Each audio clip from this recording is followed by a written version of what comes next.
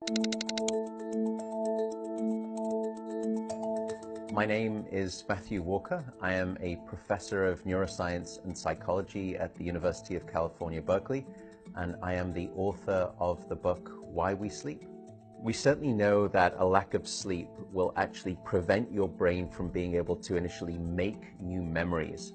So it's almost as though without sleep, the memory inbox of the brain shuts down and you can't commit new experiences to memory. So those new incoming informational emails are just bounced and you end up feeling as though you're amnesic.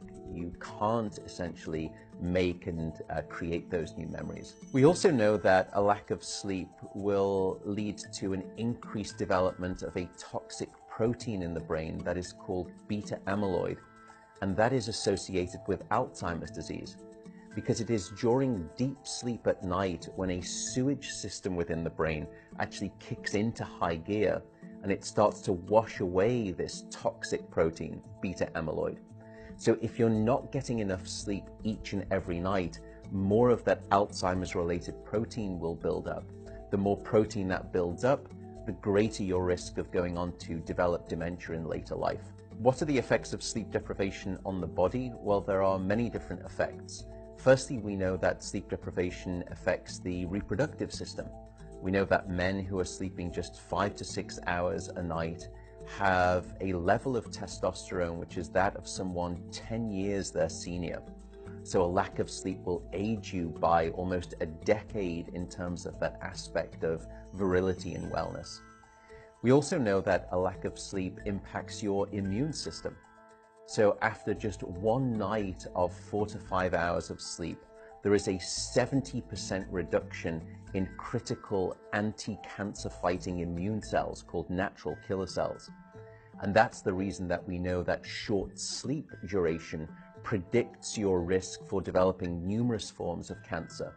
And that list currently includes cancer of the bowel, cancer of the prostate, as well as cancer of the breast. In fact, the link between a lack of sleep and cancer is now so strong that recently the World Health Organization decided to classify any form of nighttime shift work as a probable carcinogen. So in other words, jobs that may induce cancer because of a disruption of your sleep-wake rhythms. We also know that a lack of sleep impacts your cardiovascular system, because it is during deep sleep at night that you receive this most wonderful form of effectively blood pressure medication. Your heart rate drops, your blood pressure goes down. If you're not getting sufficient sleep, you're not getting that reboot of the cardiovascular system. So your blood pressure rises. You have, if you're getting 6 hours of sleep or less, a 200% increased risk of having a fatal heart attack or a stroke in your lifetime. There is a global experiment that is performed on 1.6 billion people twice a year, and it's called daylight savings time. And we know that in the spring, when we lose 1 hour of sleep, we see a subsequent 24% increase in heart attacks the following day. Another question perhaps is, what is the recycle rate of a human being? How long can we actually last without sleep before we start to see declines in your brain function or even impairments within your body?